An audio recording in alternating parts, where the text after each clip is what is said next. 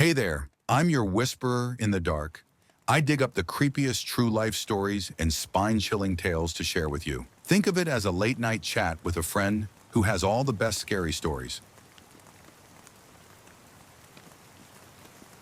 You ever hear that saying, curiosity killed the cat? Yeah, well, I was that cat.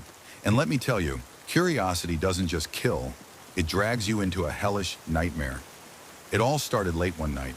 I was bored, scrolling Reddit, lurking through all the weird threads about the dark web.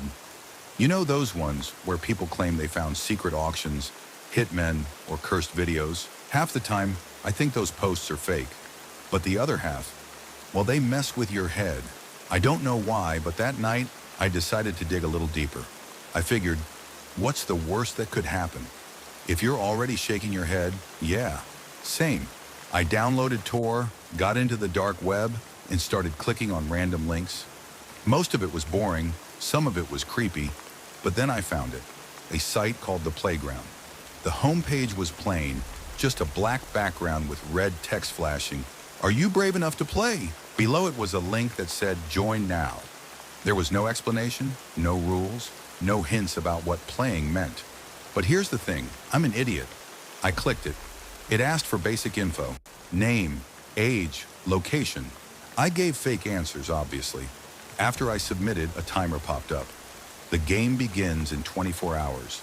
Be ready. Now, any sane person would have backed out right then. Closed the laptop, deleted Tor, pretended it never happened. But no, I told myself it was some prank or ARG, alternate reality game. I mean, come on. Real life games? Like Squid Game? No way. The next day I started second guessing myself. But then at exactly 10 p.m., I got an email. No subject line. The message just said, look outside. Chills ran down my spine. I live alone and it was pitch black outside, but I couldn't ignore it. I pulled back my curtain and nearly screamed. A black van was parked across the street. Its headlights flashed twice. That's when I noticed my phone buzzing. An unknown number was calling. Against all common sense, I answered. A distorted voice said, get in the van or the game ends for you, permanently. I froze. Was this some sick joke? But then the voice added, we know where you live, my real address. That's when the fear set in. These people weren't playing. They knew everything. I grabbed my coat and walked out, my heart pounding so loud it drowned out my thoughts. The van door slid open, and two masked people pulled me inside. The ride was silent, except for the driver occasionally muttering coordinates. After what felt like an eternity, we stopped. They blindfolded me and led me into a building. When they finally removed the blindfold, I was in a massive, empty warehouse with about 15 other people. The air felt thick, like we were all collectively holding our breath. Then the lights flickered, and a voice boomed over a speaker. Welcome to the playground. The rules are simple. Survive, follow instructions, and win the prize of $10 million. Fail, and, well, you'll find out. Suddenly, a door opened, revealing a room filled with giant playground equipment. Think monkey bars, slides, swings, but on steroids, and deadly. The first game was a twisted version of tag. A mechanical it chased us, but if it touched you, it didn't just tag you, it shocked you. I watched one guy collapse, convulsing, before going completely still. They dragged him out, and we never saw him again. The second game? Red light, green light, just like in Squid Game. Only instead of a doll, there were drones watching us. If you moved during red light, you weren't just out. The drones fired these tiny darts that, well, let's just say no one survived them. By the third game, we were down to 7 people. I was shaking so hard I thought I wouldn't make it. They made us play tug-of-war, except the losers didn't fall into a pit. They were dropped into water filled with electric eels. After each game, they gave us a choice, continue or quit. But here's the catch. They never let you leave alive. 2 people who tried to quit were dragged into a separate room. The screams we heard, I'll never forget them. By the final game, it was just me and one other guy. They blindfolded us and handed each of us a knife. Only one can win, the voice said. I couldn't do it. I dropped the knife, tears streaming down my face. But the other guy? He didn't hesitate. He lunged at me and I barely dodged.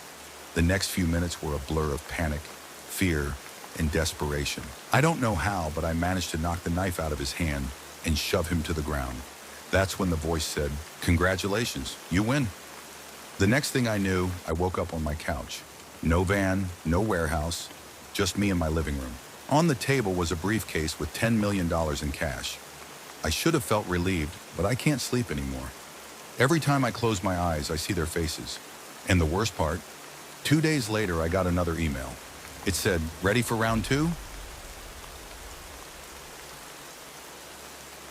All right, let me tell you about my friend. Let's call him Jake.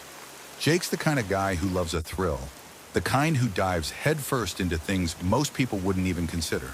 But this time he went too far. It all started with a post on Reddit. Jake was deep into one of his internet rabbit holes about underground competitions and shady challenges when he came across a cryptic message. "Think you're good at games? Want to win big? DM for details." Most people would scroll past something like that. Not Jake.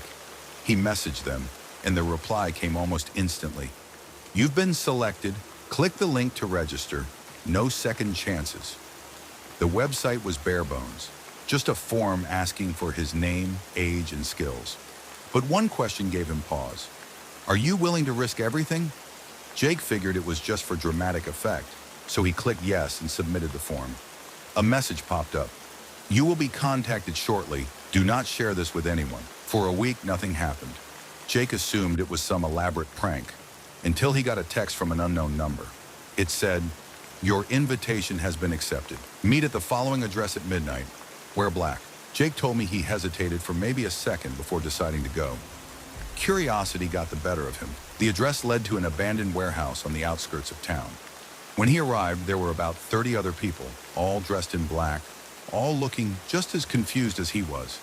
Before anyone could ask questions, a group of masked men appeared, dressed in red jumpsuits with black masks. One of them spoke through a megaphone. "Welcome to the game. You will compete in 6 rounds.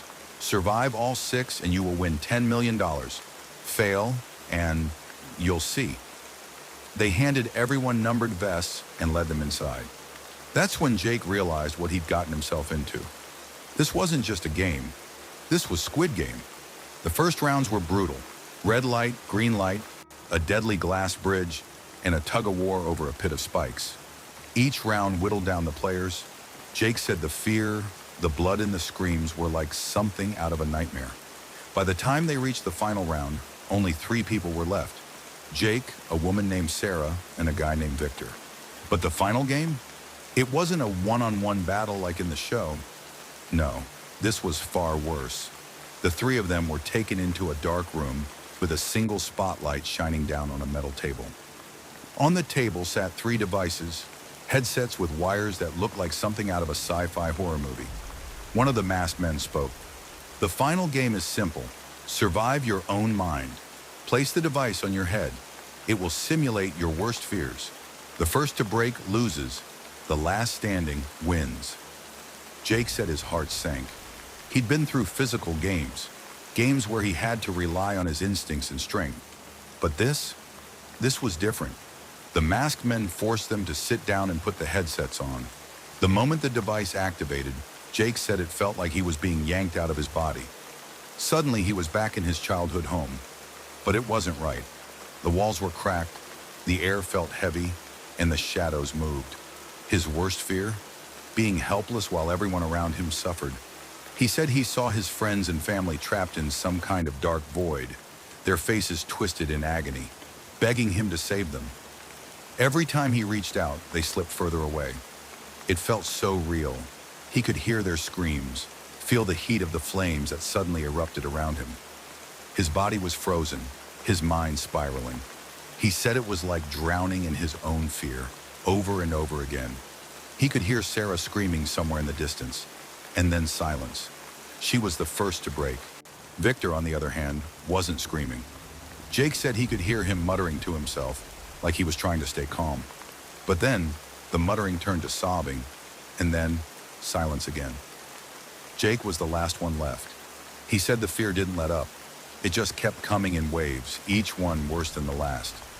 He saw his own death, felt the pain of it over and over, but somehow he held on.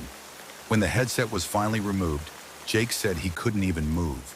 His body was shaking, his mind felt fractured, but he'd won. The masked men handed him a briefcase and told him to leave. No congratulations, no explanations. Just, you're done. Jake says the money doesn't feel real. He can't touch it without feeling sick. And here's the kicker. He got another text yesterday. It said, "Congratulations, winner. You've been selected for the next level." Jake hasn't told me what he's going to do, but I can see it in his eyes. He's not the same person anymore. Whatever he went through in that final game, it broke something in him. So now I'm asking you, if you were in his shoes, would you take the money and run? Or would you go back, knowing what's at stake? Because honestly, I don't think Jake has a choice. Thanks for sticking around until the end of the story. If you enjoyed it, don't forget to hit that subscribe button so you never miss a new tale. And hey, have you ever experienced anything like this? Let me know in the comments. I'd love to hear your stories. Got a favorite creepy topic you want me to cover next? Drop your suggestions below. I'll be back soon with more spine-chilling, edge-of-your-seat stories. Stay safe out there, and I'll see you in the next one.